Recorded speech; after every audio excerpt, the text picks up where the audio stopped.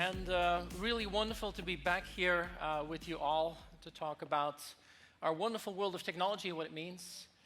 10 years ago, I wrote this book, The New Normal, what would happen in a world where digital would stop being special and become normal. I thought it was a cute title. Now I hate the title because it's been overused by the pandemic.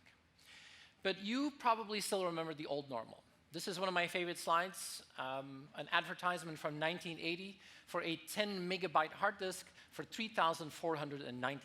You can imagine what a fortune it was way back then. Now every picture you take with your smartphone is more than that entire hard disk. And now we show this wonderful clip of the old normal.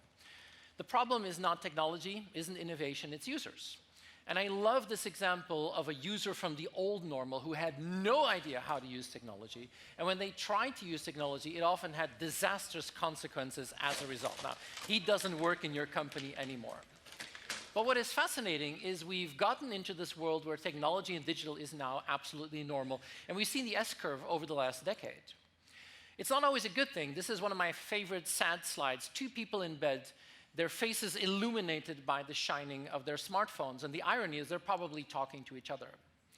But what is truly fascinating is that we are now in a world which is not the new normal, but the never normal, a world that is constantly changing, and where we have to figure out how we enable that. And it's really not about technology. It's more than anything else about timing. I'm not going to bother you with too much theory, but this is the famous theory of optionality. Whatever you do in life, you start, you grow, you peak, and you decline. That's a product, a brand, a business, my God, even life itself. And we all know that if you wait until the very last moment to think about what's next, that's not a good idea. Even when you're going down, that's too late. And I would argue in the old normal, you could wait until you're at your peak, and then you would think about what's next. And now that doesn't work anymore. In the never normal, you already have to prepare about the next thing the moment that you're actually doing very, very well. Then you can reinvent yourself forever. I've been using a model for a while which is called the day after tomorrow, and it's really about how to deal with radically new things when we try to apply the old ideas. And it's a very simple idea. How much time do you as leaders spend on today, tomorrow, and the day after tomorrow? What is today? It's the hundreds of emails you get. It's the dozens of Teams and Zoom calls that you're on. Eats up so much of your time. What is tomorrow? Next year's budget.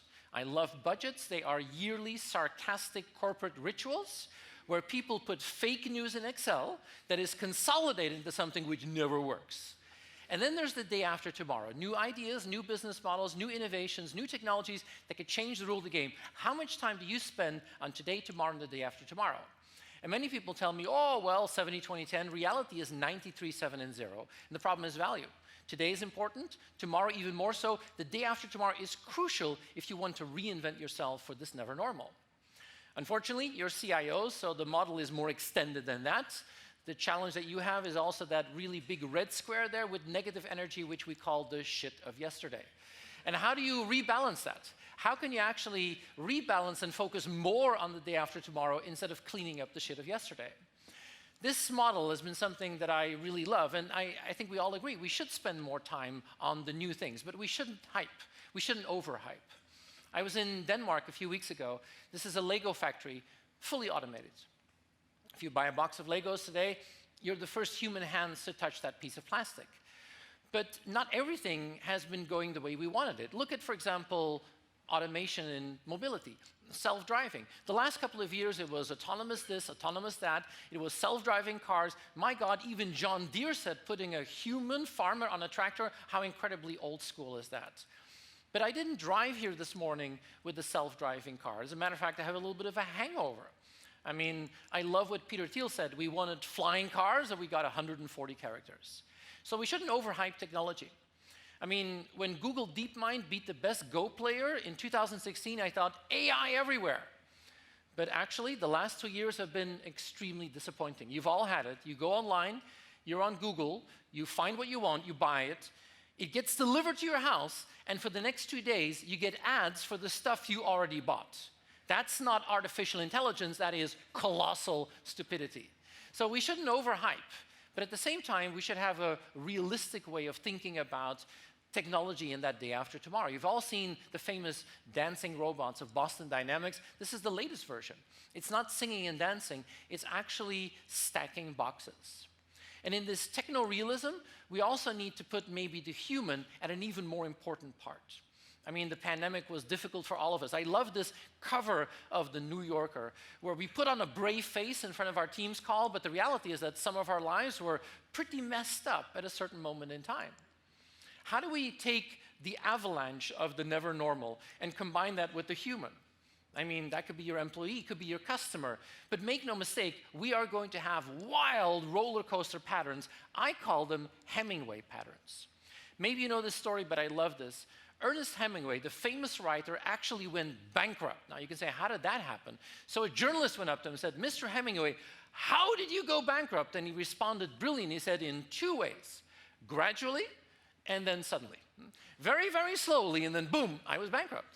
And I think this is what you're going to see in IT, in business, in the never normal, in the next decade. Things that happen really slowly, and then boom, it happens. And are you prepared for that? Do you have the right instruments? Peter Drucker famously said, the greatest danger in times of turbulence, the never normal, is not the turbulence, but to act with yesterday's logic. How often are you still seeing yesterday's logic being applied in a world of roller coaster rides? Where, of course, I mean, with all these changes, you're going to have to focus on robustness, the ability to keep operating even if the shit hits the fan. And you've proven in the last 2 years you were very good at that. But even more important is going to be resilience. Our capability to bounce back, to take advantage, to maybe even bounce forward and take advantage of that. So think about this. How much of your efforts are focused on robustness? How much on using the power of change? I wrote a book which is called The Phoenix and the Unicorn, and I was getting a little tired of the unicorn stories. Every event like this, the last 10 years, it was Uber this and Airbnb, and I could see people in the audience thinking, that's really nice, but we're not Airbnb. So I wanted to find companies that could transform themselves, traditional companies in traditional sectors, using the power of technology and innovation. That's what I call a phoenix. And I, don't disregard the unicorns, but I think it's much more interesting to look at the phoenixes. There are more phoenixes in this room, or potential phoenixes, than unicorns. And one of my favorite sectors is retail. Retail is changing in front of our very eyes. It's not because of technology, it's changing consumer behavior. This is one of my favorites. This is a Santa Claus letter that a young girl writes to Santa Claus saying, Dear Santa, how are you? I'm good. This is what I want for Christmas. And then the Amazon URL of what that child wants to have under the Christmas tree. That is the reality out there. And that's why retail is such an important and interesting environment. I mean, that's why basically Amazon is the big fat unicorn that is out there. But 6 years ago, I was invited to do a keynote like this for the management team of Walmart. And I really didn't want to go there because I thought it was an old school company. But I fell in love with the organization, an organization that is completely transforming itself. And for me, it's the greatest example of a unicorn that is out there. This is an example in the US where in the Walmart app, you can buy something online. Within 30 minutes, a Walmart associate will come to your house, unlock your smart door or smart garage door and put the stuff inside. Within 30 minutes. And if you want, and there are things that need to be kept fresh, you can even allow them to store these things in your refrigerator. And there's a camera and connectivity that allows you to follow everything they do. This is not Amazon, this is Walmart. And it was fascinating to see a traditional company reinvent itself. And of course, it's a lot more difficult to do a phoenix than to do a unicorn, but it is not impossible. You say, oh, nice story, but Walmart, American examples. What about local? Let me give you 2 local examples that I think are brilliant examples of a phoenix. Damon Shipyards, for example. This is a company that's been around forever, that has been in a business that is deeply traditional and is now reinventing itself, using technology to really rethink what they do in a completely new way. Another wonderful example that I really love of a local phoenix is Albert Heijn. I mean, Gerard van der Bijl, who's a CIO, he's one of the magnificent 10 you're going to see later on, is a great example of an IT department, a CIO, completely transforming itself using a network-based approach to reinvent what they do as a technology function to actually allow Albert Heijn to become the phoenix that it could be. And this is where I get excited. I think many of you are going to be in a potential phoenix situation in the next 10 years. And the question is, what can you do as IT? And there's 3 dimensions. One is strategy. How are you going to build an IT strategy for a world that is constantly changing? And if we keep doing what we've always done, probably not a good idea. I think you have to be as bold as you can on the vision and then as flexible as possible on the details. And think about this. Are you bold enough in IT and are you flexible? But the second dimension of strategy is it's not enough as IT to just be essential. What we have to do more than ever before in history is to be even more relevant for our business in the never normal. So one is strategy. The second dimension is organizing. This is not going to happen by itself. You need to structure for the never normal. One of my favorite models is the hourglass model. You all know what an hourglass looks like. The top of the hourglass, this is the wide lens. This is where you pick up the signals from what I call the day after tomorrow.